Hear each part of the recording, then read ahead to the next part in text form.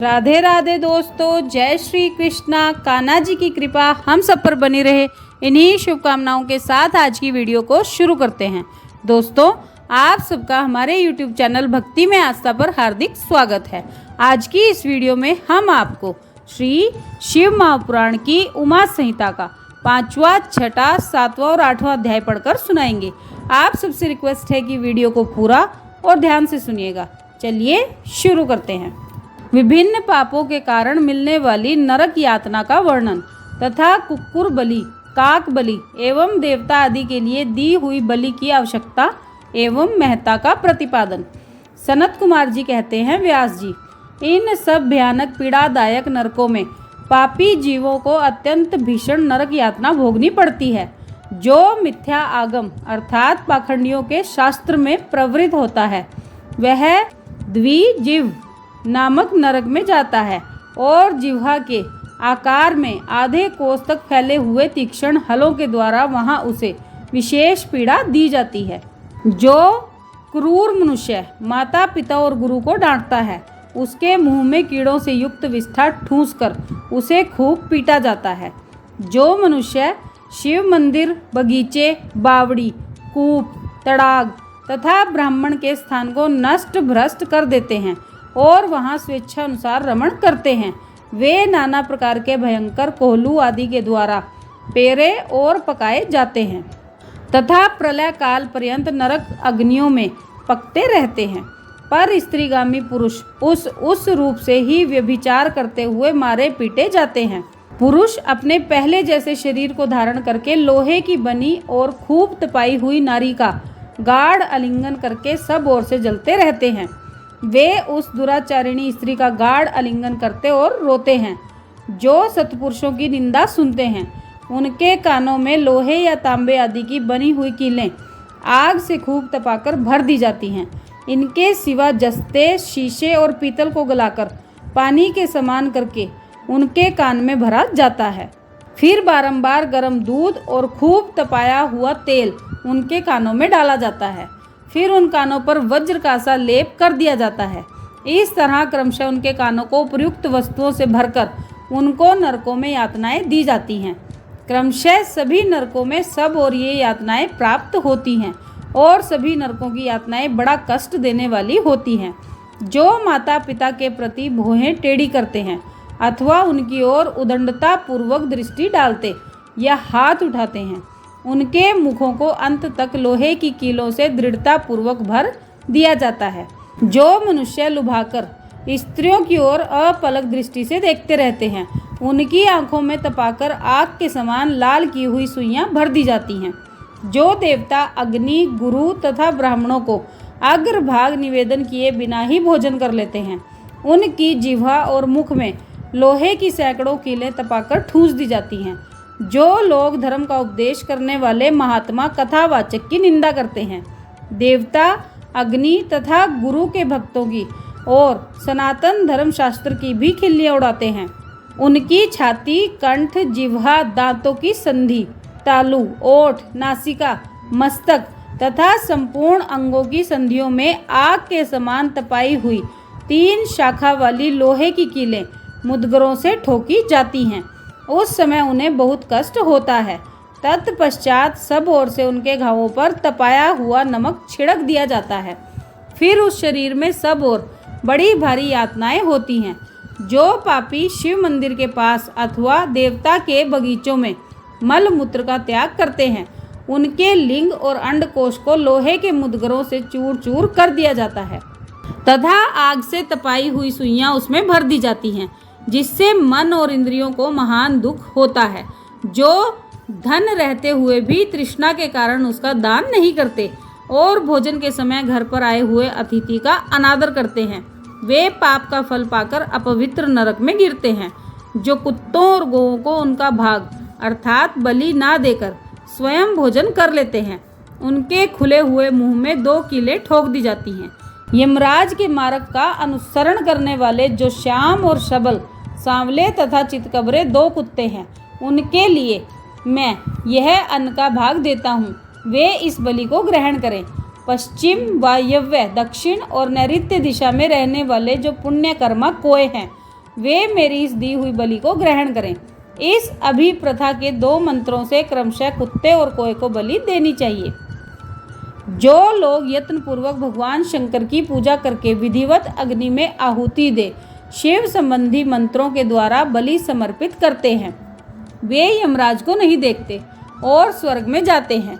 इसलिए प्रतिदिन बलि देनी चाहिए। एक चौकोर मंडप बनाकर उसे गंध आदि से अधिवासित करें। फिर ईशान कोण में धन्वंतरी के लिए और पूर्व दिशा में इंद्र के लिए बलि दें।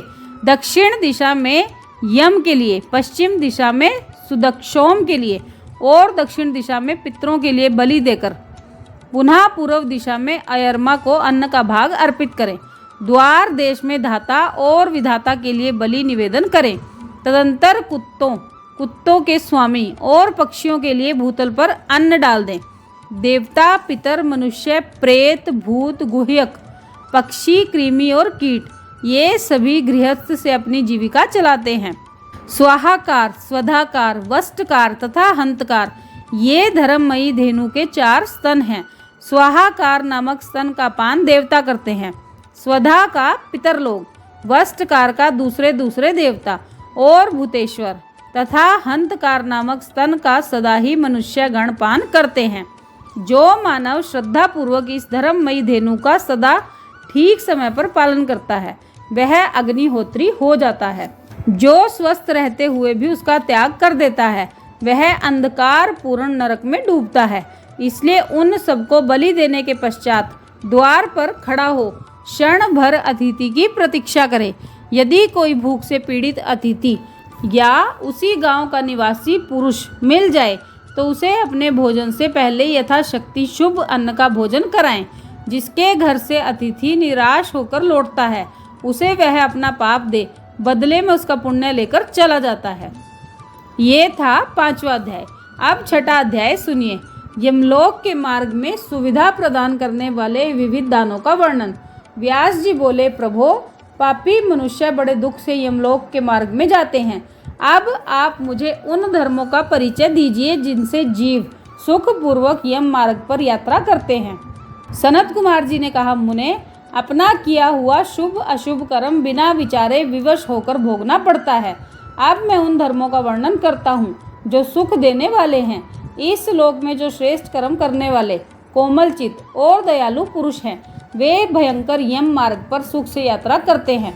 जो श्रेष्ठ ब्राह्मणों को जूता और खड़ाऊं दान करता है वह मनुष्य विशाल घोड़े पर सवार हो बड़े सुख से यमलोक को जाता है।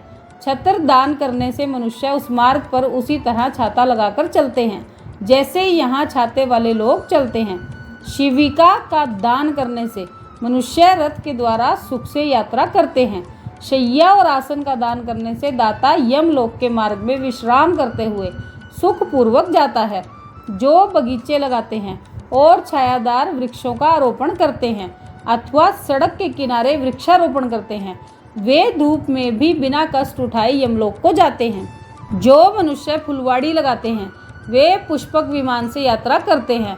देव मंदिर बनाने वाले उस मार्ग पर घर के भीतर क्रीड़ा करते हैं। जो यतियों के आश्रम का निर्माण कराते हैं और अनाथों के लिए घर बनवाते हैं वे भी घर के भीतर क्रीड़ा करते हैं। जो देवता, अग्नि, गुरु, ब्राह्मण, माता और पिता की पूजा करते हैं वे मनुष्य स्वयं ही पूजित हो अपनी इच्छा के अनुकूल मार्ग के द्वारा सुख से यात्रा करते हैं। दीप दान करने वाले मनुष्य संपूर्ण दिशाओं को प्रकाशित करते हुए जाते हैं। गृह दान करने से दाता रोग शोक से रहित हो सुखपूर्वक यात्रा करते हैं। गुरुजनों की सेवा करने वाले मानव विश्राम करते हुए जाते हैं। बाजा देने वाले उसी तरह सुख से यात्रा करते हैं मानो अपने घर जा रहे हों। गोदान करने वाले लोग संपूर्ण मनोवांछित वस्तुओं से भरे पूरे मार्ग के द्वारा जाते हैं। मनुष्य उस मार्ग पर इस लोक में दिए हुए अन्न पान को ही पाता है। जो किसी को पैर धोने के लिए जल देता है वह ऐसे मार्ग से जाता है जहाँ जल की सुविधा हो। जो आदरणीय पुरुषों के पैरों में उपटन लगाता है वह घोड़े की पीठ पर बैठकर यात्रा करता है।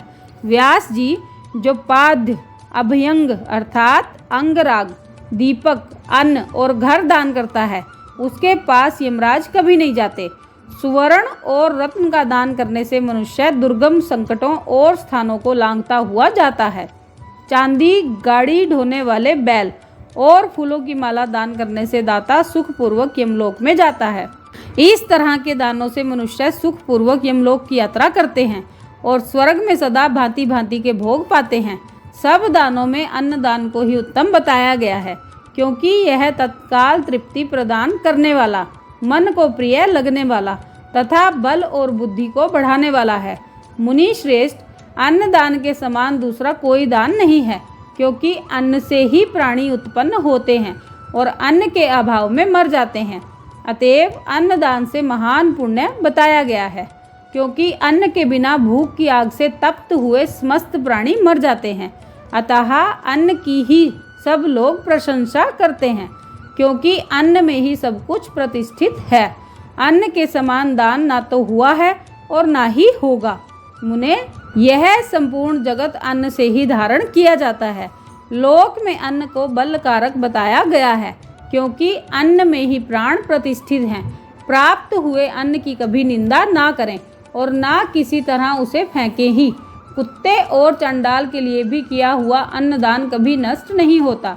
जो मनुष्य थके मांदे और अपरिचित पथिक को अन्न देता है और देते समय कष्ट का अनुभव नहीं करता, वह समृद्धि का भागी होता है। महामुने, जो देवताओं, पितरों, ब्राह्मणों और अतिथियों को अन्न से तृप्त करता है, उसे महान पुण्य फल की प्राप्ति होती है। अन्न और जल का दान शूद्र और ब्राह्मण के लिए भी समान रूप से महत्व रखता है। अन्न की इच्छा वाले पुरुष से उसका गोत्र, शाखा, स्वाध्याय और देश नहीं पूछना चाहिए। अन्न साक्षात ब्रह्मा है, अन्न साक्षात विष्णु है और साक्षात शिव है। इसलिए अन्न के समान दान ना हुआ है और ना ही होगा। जो पहले बड़ा भारी पाप करके भी पीछे अन्न का दान करने वाला हो जाता है, वह सब पापों से मुक्त होकर स्वर्गलोक में जाता है। अन्न, जल, घोड़ा, गाय, वस्त्र, शैया, छत्र और आसन, इन 8 वस्तुओं के दान यमलोक के लिए उत्तम माने गए हैं। इस प्रकार दान विशेष से मनुष्य विमान पर बैठकर धर्मराज के नगर में जाता है। इसलिए सबको दान करना चाहिए। महामुने, जो इस प्रसंग को सुनता अथवा श्राद्ध में ब्राह्मणों को सुनाता है, उसके पितरों को अक्षय अन्न दान प्राप्त हो जाता है। ये था 6वां अध्याय। अब 7वां अध्याय सुनिए। जलदान, जलाशय निर्माण, वृक्षारोपण, सत्य भाषण और तप की महिमा। सनत कुमार जी कहते हैं, व्यास जी, जलदान सबसे श्रेष्ठ है। वह सब दानों में सदा उत्तम है, क्योंकि जल सभी जीव समुदाय को तृप्त करने वाला जीवन कहा गया है। इसलिए बड़े स्नेह के साथ अनिवार्य रूप से प्रपादान अर्थात पोंसला चलाकर दूसरों को पानी पिलाने का प्रबंध करना चाहिए। जलाशय का निर्माण इस लोक और परलोक में भी महान आनंद की प्राप्ति कराने वाला होता है। यह सत्य है, सत्य है, इसमें संशय नहीं है। इसलिए मनुष्य को चाहिए कि वह कुआं, बावड़ी और तालाब बनवाए। कुएं में जब पानी निकल आता है, तब वह पापी पुरुष के पाप कर्म का आधा भाग हर लेता है तथा सत्कर्म में लगे हुए मनुष्य के सदा समस्त पापों को हर लेता है। जिसके खुदवाए हुए जलाशय में गो, ब्राह्मण तथा साधु पुरुष सदा पानी पीते हैं, वह अपने सारे वंश का उद्धार कर देता है। जिसके जलाशय में गर्मी के मौसम में भी अनिवार्य रूप से पानी टिका रहता है, वह कभी दुर्गम एवं विषम संकट को नहीं प्राप्त होता। जिसके पोखरे में केवल वर्षा ऋतु में जल ठहरता है, उसे प्रतिदिन अग्निहोत्र करने का फल मिलता है। ऐसा ब्रह्मा जी का कथन है। जिसके तड़ाग में शरत काल तक जल ठहरता है, उसे सहस्त्र गोदान का फल मिलता है, इसमें संशय नहीं है। जिसके तालाब में हेमंत और शिशिर ऋतु तक पानी मौजूद रहता है, वह बहुत सी स्वर्ण मुद्राओं की दक्षिणा से युक्त यज्ञ का फल पा लेता है। जिसके सरोवर में वसंत और ग्रीष्म काल तक पानी बना रहता है, उसे अति रात्र और अश्वमेध यज्ञों का फल मिलता है। ऐसा मनीषी महात्माओं का कथन है।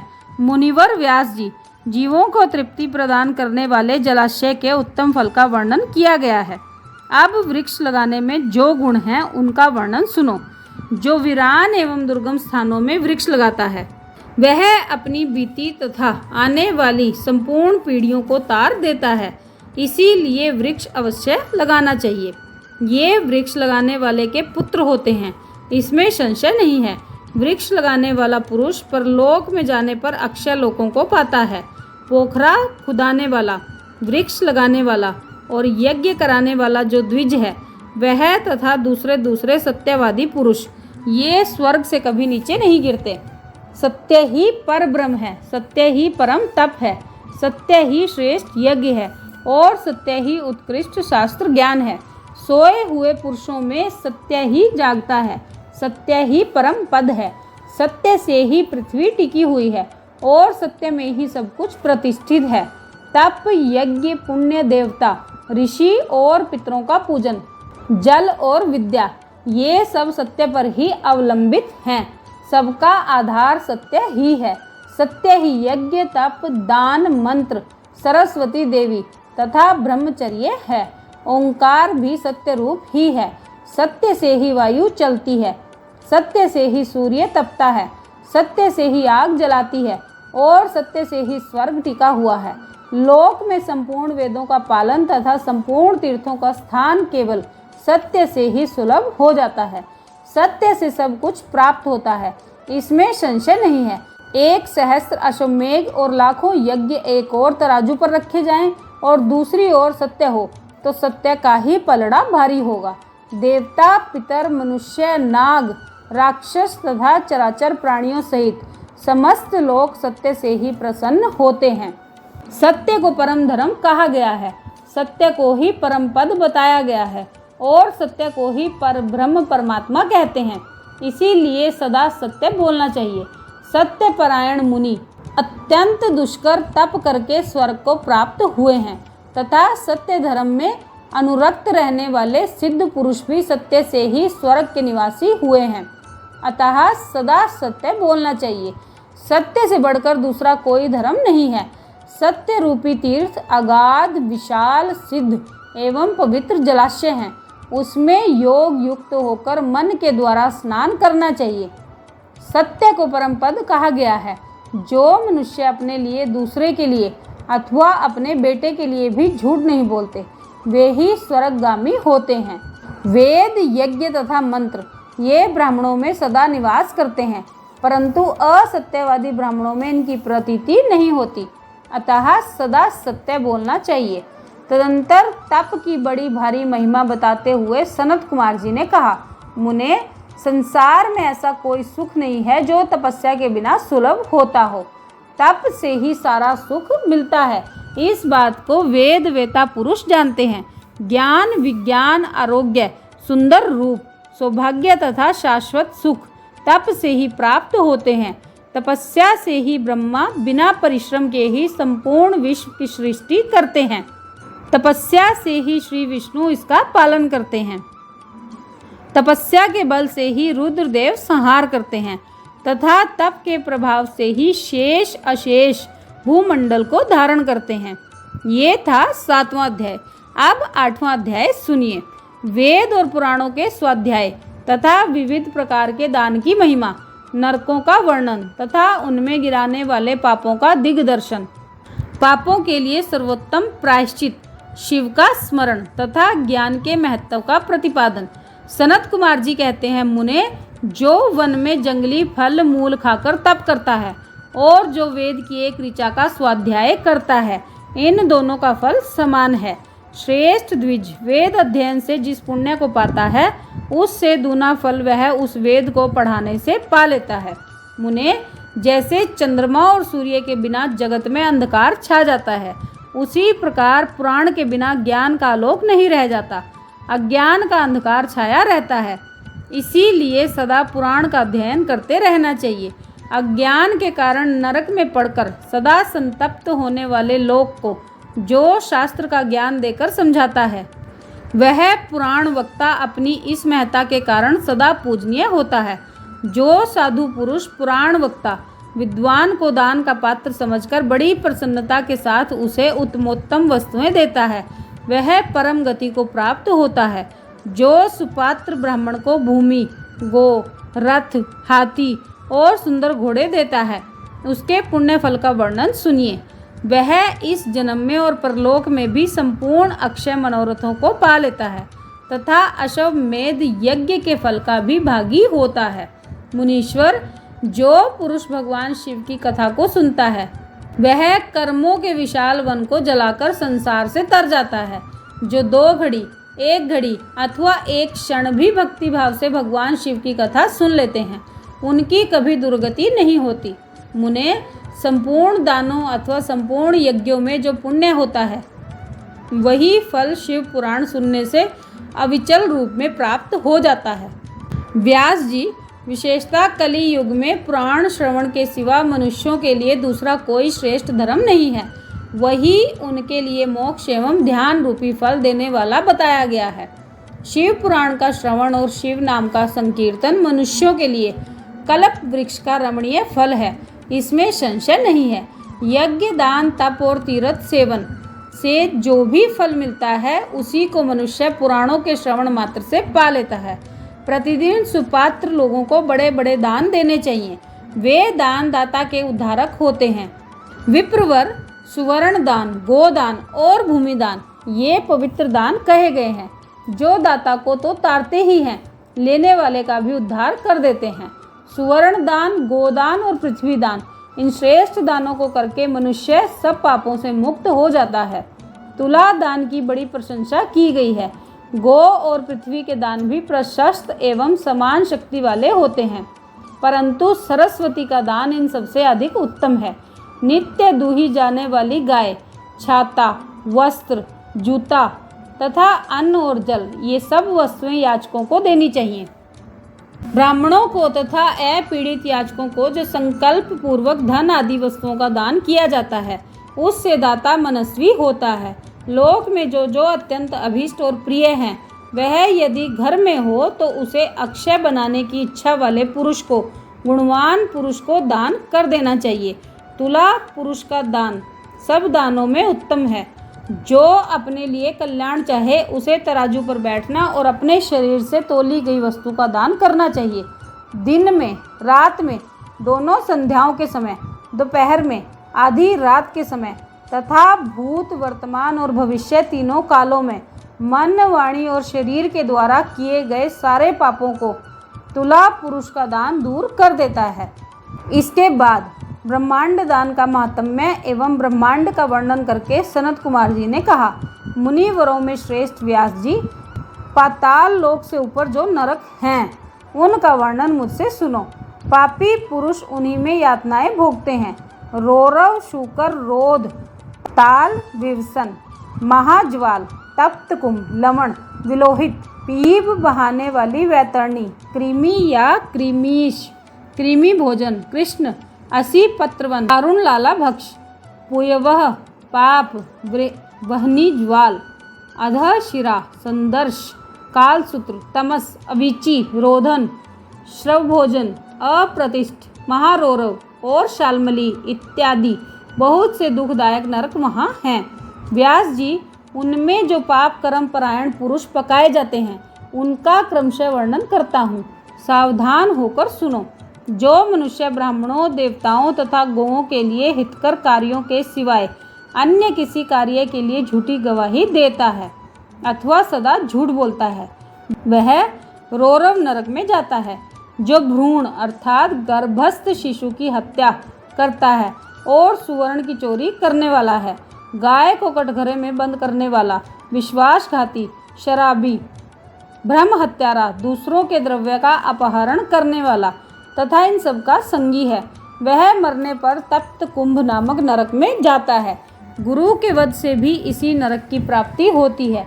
बहन, माता, गो तथा पुत्री का वध करने से भी तप्त कुंभ में ही गिरना पड़ता है। साध्वी स्त्री को बेचने वाला, अधिक ब्याज लेने वाला, केश विक्रय करने वाला तथा अपने भक्त को त्यागने वाला, ये सब पापी तप्त लोह नामक नरक में पकाए जाते हैं।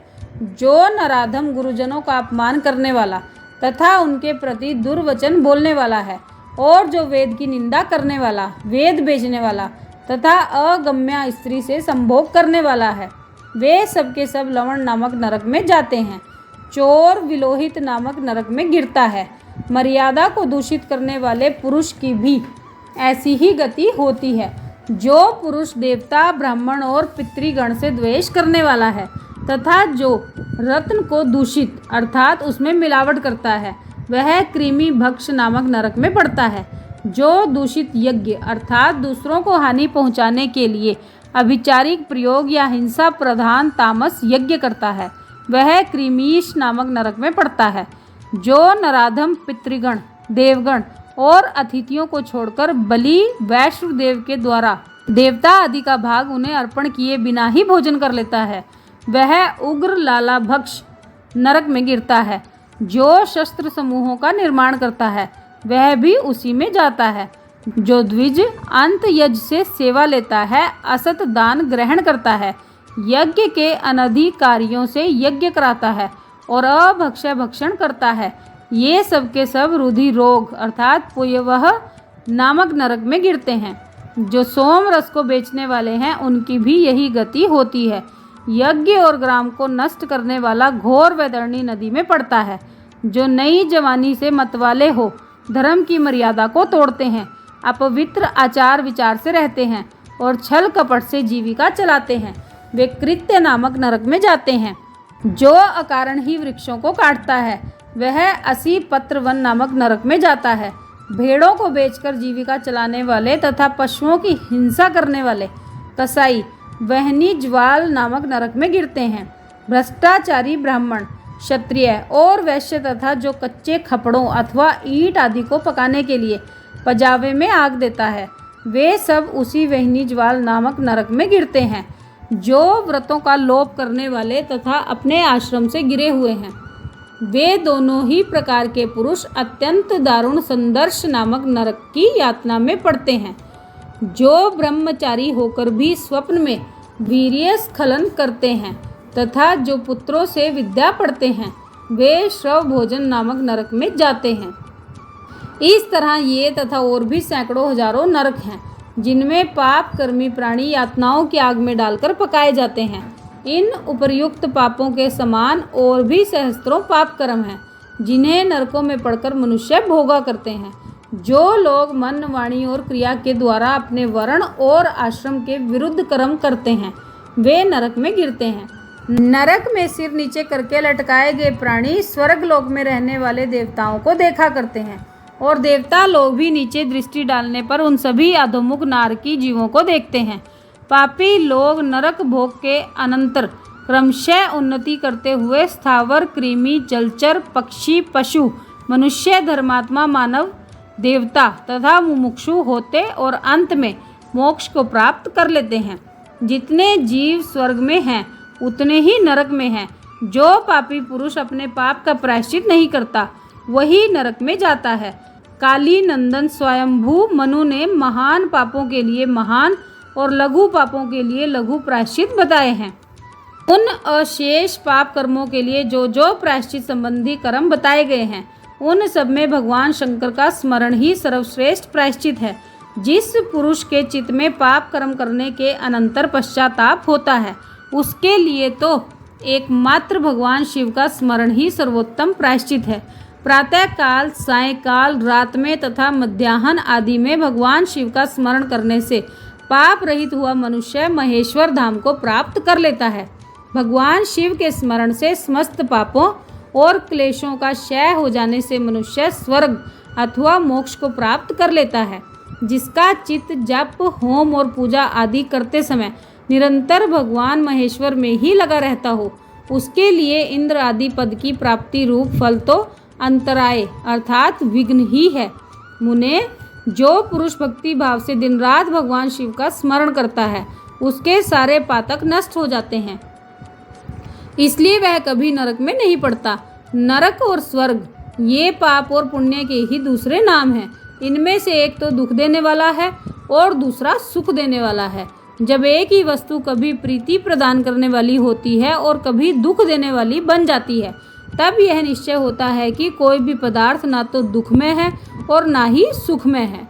ये सुख दुख तो मन के ही विकार हैं। ज्ञान ही परब्रह्म है और ज्ञान ही तात्विक बोध का कारण है।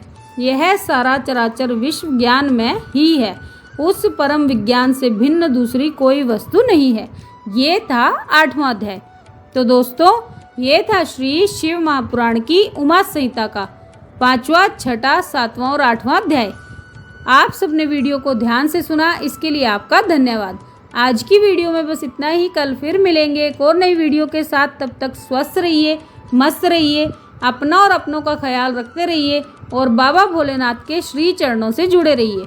राधे राधे दोस्तों, जय श्री कृष्णा, जय माता दी।